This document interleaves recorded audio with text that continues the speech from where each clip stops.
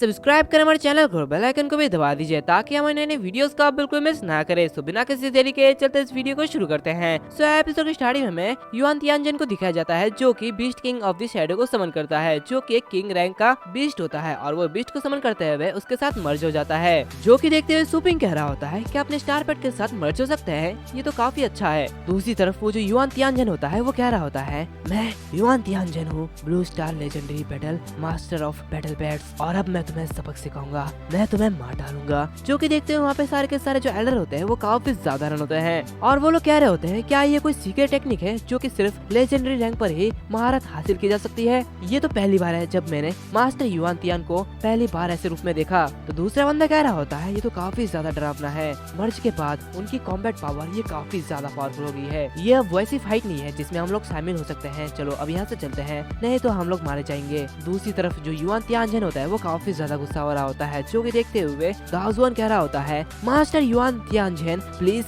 अपना गुस्सा शांत करिए, अगर दो लेजेंडरी लोग लड़ते हैं तो ये सिटी ये बिल्कुल तबाह हो जाएगी और यहाँ के आसपास के लोग सभी मर जाएंगे। जो कि सुनते हुए युआन तियानजन कह रहा होता है, क्या एक फाइट, क्या मजाक है, मैं इतना पागल नहीं हूँ कि एक या दो चीटी के लिए पूरे शहर को बर्बाद कर दूं, क्योंकि एक झटके में मैं इन दोनों को मारने वाला हूँ। और ये कहते हुए वो बहुत ही तेजी से जुआना के ऊपर अटैक करते हैं, लेकिन जो जुआना होती है वो बड़े इजीली उसे एक ही हाथों से पकड़ लेती है और उसके टुकड़े टुकड़े कर देती है। और वो कह रही होती है, क्या ये तुम्हारा सबसे अच्छा स्ट्रोक था। ये देखते हुए युआन तियानजन काफी ज्यादा हैरान होता है। तभी वो जुआन अपने वेपन को समन करते हुए उसे बहुत ही जोरों से हिट करती है और उससे कह रही होती है, इस डेडली आर्मर के नीचे मरना एक सम्मान की बात है। और ये कहते हुए वो उसे मारने वाली होती है, तभी सुपिंग उसे रोक देता है और उससे कह रहा होता है बस उसे मत मारो। तो जुआना कह रही होती है, चिंता मत करो, लेकिन इसकी प्रिमोडियल स्पिरिट ये डिवाइन फ्लेम से जल चुकी है और इसे फिर से इसे रिस्टोर करने में 4 से 5 साल तो लग ही जाएंगे। चौकी देखते हुए वहाँ पे सभी लोग काफी ज्यादा रन होते हैं और कह रहे होते हैं, क्या सिर्फ एक हिट में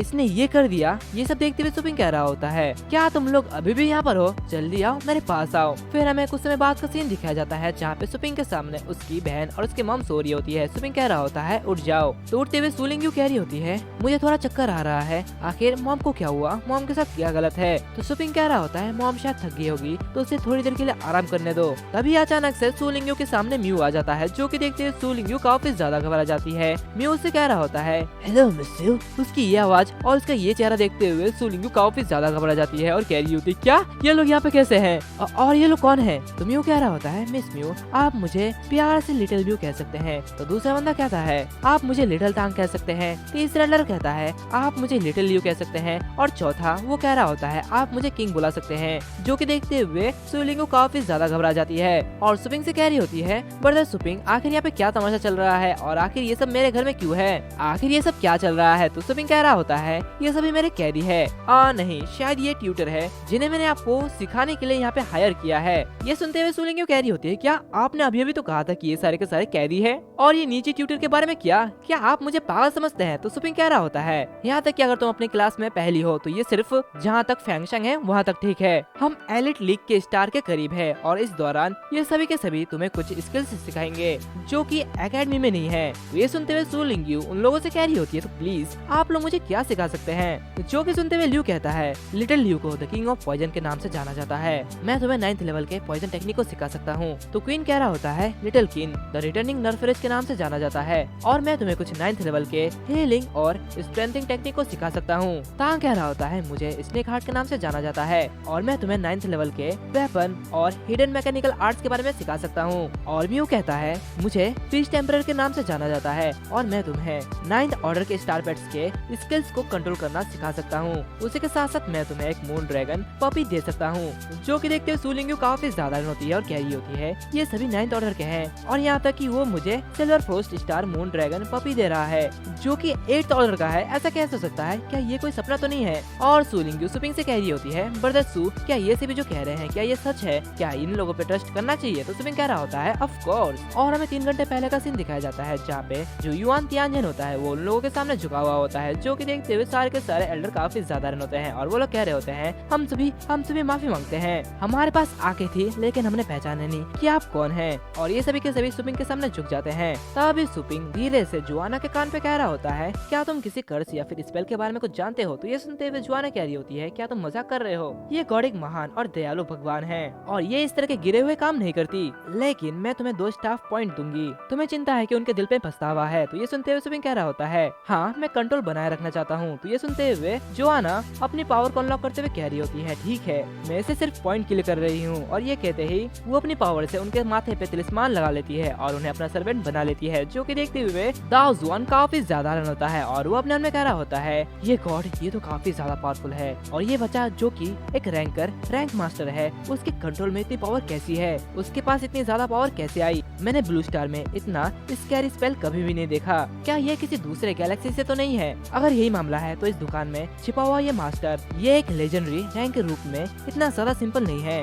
दूसरी तरफ सुपिंग जोआना से कह रहा होता है, आखिर तुमने इनके साथ क्या किया है? तो जोआना कह रही होती है, एक आशीर्वाद की सील, एक चमत्कार जो कि सिर्फ उन लोगों के लिए इस्तेमाल किया जाता है जिन्होंने अपने इम्पोर्टेंट विश्वास को खो दिया है और जिनके दिल में सदमे हैं। और अगर कोई ब्लेसिंग पर्सन फेथ की अवज्ञा या फिर उसे अपवित्र करने के लिए कुछ भी करता है तो डिवाइन फ्लेम में जल जाएगा और वो 10 दिनों और 10 रातों तक चलाया जाएगा जब तक कि वो आग बुझ न जाए। तो ये सुनते हुए सुपिंग कह रहा होता है, ये तो बहुत ही ज्यादा रूथलेस है। तो ठीक है वो विश्वास करेंगे कि सू फैमिली वो बहुत ही ज्यादा सैक्रेड और अनडिफीटेड है। तो वो सभी सुपिंग के हाँ में हाँ मिलाते हैं। तभी सुपिंग दाओ जुआन से कह रहा होता है, बाय द वे दाओ जुआन, जब से तुम यहाँ पे आए हो तो क्या तुम मुझे कुछ स्वाट टेक्निक सिखाने में मदद कर सकते हो? तो ये सुनते हुए दाओ जुआन कह रहा होता है, सू बॉस सॉरी, हाँ हालांकि मेरा मतलब हाँ है, लेकिन आपकी ताकत के साथ वास्तव में मुझे आपसे सीखने की जरूरत है। तो सुपिंग कह रहा होता है, बेशक आप मुझे अच्छी तरह से टीच करना, और ये कहते ही वो उसे ग्रेड करता है। तो दाओ जुआन कह रहा होता है, जब आप इस पे जोर दे रहे हैं तो मैं इससे नहीं बचूंगा, लेकिन मेरे पास अभी भी 2 क्वेश्चन है।